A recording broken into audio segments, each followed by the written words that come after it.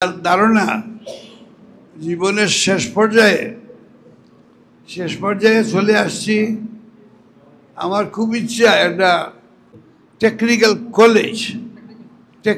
College করার আমার একটা ইচ্ছা আছে। আমি এটা ভুল করছি, ডিগ্রি কলেজ না করিয়া টেকনিক্যাল কলেজ করতাম, তাই হাজার হাজার ছেলেমেয়েরা বিদেশ গিয়ে লেখাপড়া করতো।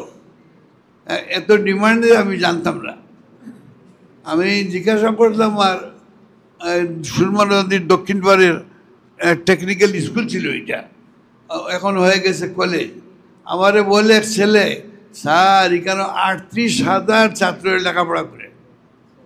আমার আমরা খোঁজ চিন্তা বেটা বলি, ইয়েস 38,000 এত ছাত্র লেখাপড়া করে। তো আমি একটা মেডিকেল কলেজের চিন্তা ভাবনা করতেছি, টেকনিক্যাল কলেজের। যদি আমার বয়সে খোলায় আমি যাইতে পারিতে আমি এটা করবো ইনশাল্লাহ। তো এদিকে আমার এই মেডিকেল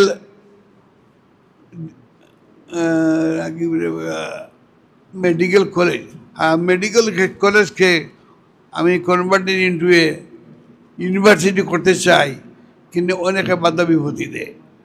আর ইউনিভার্সিটির ম্যানিফেস্টো আমরা তৈরি এখনো হয় নাই, এরা জানেই না কীভাবে করবো। প্রাইভেট মেডিকেল ইউনিভার্সিটি করতে হলে তো অনেক কিছু লাগে, তাদের কাছে কোনো ডাটা নাই। আমি ডাটা দিতেও বানাইয়া তারপরে দেখা যাক কী হয়।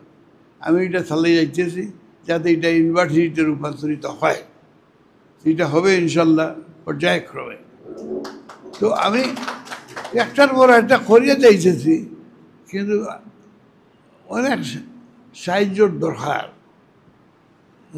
মনের সাহায্যের দরকার, অফিসের সাহায্যের দরকার।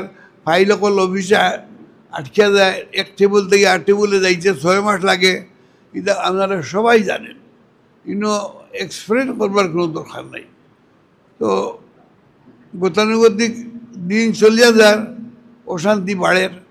তো আমরা এই অশান্তির ভিতর দিয়া, সংগ্রামের ভিতর দিয়ে আমরা পাইতেছি। ওই তো আমার শৈলেনবাবু সামনে আছে, বসে আছে। একটা নাম জানি লাগিয়া একটা বছর বসে আছি হোমিওপ্যাথি কলেজ। এটা সব হয়ে গেছে, পারমিশনও হয়ে গেছে, হোমিওপ্যাথি কলেজের নাম জানি না দেওয়া, এটা খুলে দিচ্ছে না। এই অবস্থা। আমারও লোকসারি নাম লাগাম ধরে আসি, চালাইয়া যাইতেছি। এটা হবে ইনশাল্লাহ। এটা হয়ে গেছে তো কি পরিমাণ? হ্যাঁ, হয়ে গেছে মাশাআল্লাহ। তো এটা হয়ে গেছে। তো ওগু বাদেই আমি টেকনিক্যাল কলেজের পিছিয়ে লাগবো। একটার উপর আমি দুইটা একসাথে পারবো না এই বয়সে। কঠিন কাজ, এটা অত্যন্ত কঠিন। আজ মেন্টাল ওয়ার্ক, কীভাবে যে হেরাস করে, কীভাবে যে কষ্ট স্বীকার করতে হয়, আমি তার দাহ্যমান প্রমাণ। একজন ভাগ্য চক্রে আমরা পাইয়া গেছিলাম ভাইস চ্যান্সেলর। এই ভাইস চ্যান্সেলরে আমার 5 বছর ভিজা পালাইছে।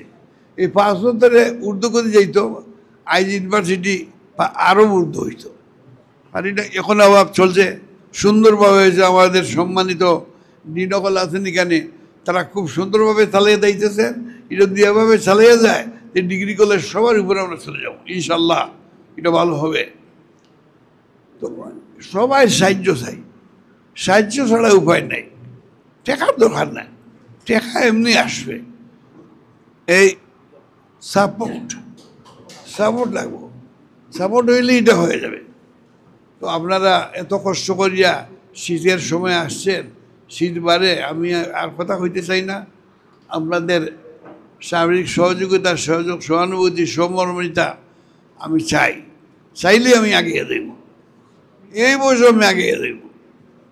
আমার আলসি বলিতে আমার শরীরে নাই, যদিন বাঁচি এটা চালাবো। তো সবাই আমি দেখছি যে অনেকে খুব ভালো সাহায্য করেন, আমাকে সাহায্য করতেন অনেকে। তো আমি এই সাহায্য চাই। আবার আমার মেডিকেল কলেজটা হবে, হোমিওপ্যাথিক কলেজ হবে। কলেজ হয়ে গেছে, শিক্ষানগরী হয়ে গেছে, রাস্তাঘাট হয়ে গেছে, অনেক সুবিধা হয়েছে। এখন এটা বাকি রয়েছে। এটা বাকি হইলে মিশন পুরা হয়ে যাবে। তো সবাই ভালো থাকেন, শান্তিতে থাকেন, এই মিটিং করে নিরাপদে শান্তিতে বাড়ি বাড়িয়ে করে চলে যান, এই প্রত্যাশা নিয়ে আমাদের কাছ থেকে বিদায় নিলাম। আসসালামু আলাইকুম রহমতুল্লাহ। আর বক্তৃতা দেওয়ার বা শুনবার আপনাদের মনে আছে বলে আমি বিশ্বাস করি না, এবং যাওয়ার সময় আমি সংক্ষেপে দুই এক কথা কইয়া শেষ করি পালাই। এটা আজকে এই সপ্তাহ আর ওই 2 সপ্তাহ আগে ওপেন হয়েছে, এটা ঠিক না। এটা অনেক আগে এটা পরিকল্পনা ছিল, নানান কারণে আমি পারি নাই। অনেক বাধা বিপত্তি আছে, আপনারা বসলে শুনলে, আমার কথা শুনলে বুঝবেন যে আমি কি অবস্থায় আছি, কত কষ্টের মধ্যে আছি। এগুলা কত বাধা বিপত্তি পাই তার সীমা নেই। দেখা সুদূর বরকল থেকে আমার প্রধান প্রিন্সিপাল চলে আসছে খবর পাইয়া। এটা একটা খুশি না? তাদের কষ্ট হয়েছে, এতে কোনো সন্দেহ নাই। স্বামীকে নিয়ে চলে আইছে। কলেজটা খুবই ভালো চলে, কলেজে ছাত্র সংখ্যা অনেক, সমাল দিতে পারতেছে না, এটা হয়ে গেছে। তো সব থেকে একটা কমই বেশি চলতেছে এবং আরো চলবে। এখন আর সময় কম, আমার সময় কম, আমার বক্তৃতা দিবার সময় নাই, আমার জীবনের সময়টা কমিয়া গেছে, এখন আর পারি না। তো যতটুকু পারি আমি চালাইয়া যাইতেছি এবং চালাইয়া যাব। আপনাদের সার্বিক সহযোগিতা চাই, কোনো টাকা পয়সার দরকার নাই, মনের সহযোগিতা থাকলে এইটাই যথেষ্ট, ওইটাই চাই। দোয়া করবেন যাতে আমি সবাই সার্বিক সহযোগিতা খাস করিয়া যেতে পারি, এইটাই আমার প্রত্যাশা। আমি মনে করি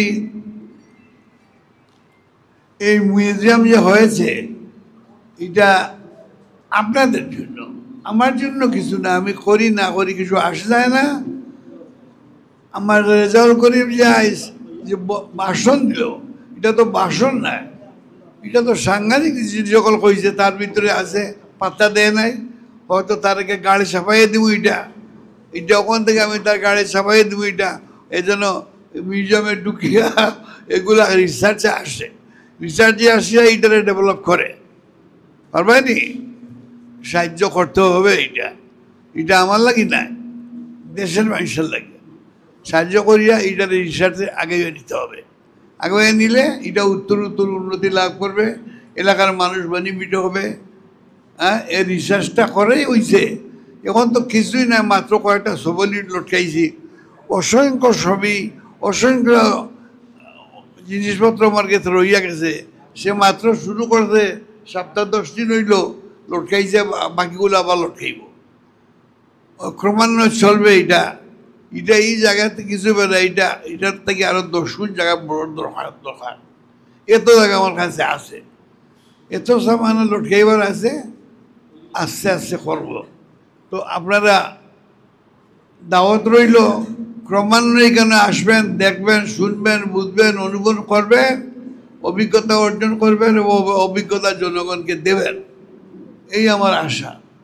দেখেন বই লেখছেন যে আমার, এই যে আমার সামনে বসা বই লেখছে, আমি বলিও যাই যখন ওই বই লেখে, অনেকে বই লেখছে, বই আমার এখনো দেয়ও নাই, বাইরে এসে রাখিয়া দেয়, আসছে তো দেয়, অনেক বই এরকম আছে। তো আপনারা কবিতা লেখছে, লেডি যখন, আমার প্রিয় লেডি যখন কি কবিতা কল লেখছে, দেখেন অর্থ বুঝবে যে কীভাবে লেখছে কবিতাগুলা। অসংখ্য কবিতা, কয়েকশো বই আছে কবিতার আমার কাছে পেন্ডিং করে আছে। তো এইগুলো আপনারা ওখানে এগুলা এই রিসার্চের মধ্যে ঢুকাই দেবো, মাল্টিমিডিয়াতে ঢুকাই দেবো, আপনারা গরম হইয়া টিপা দিয়ে দেখে ফেলবেন। আসারও দরকার নাই, এই পর্যায়ে আমরা চলে আসছি। তো আমার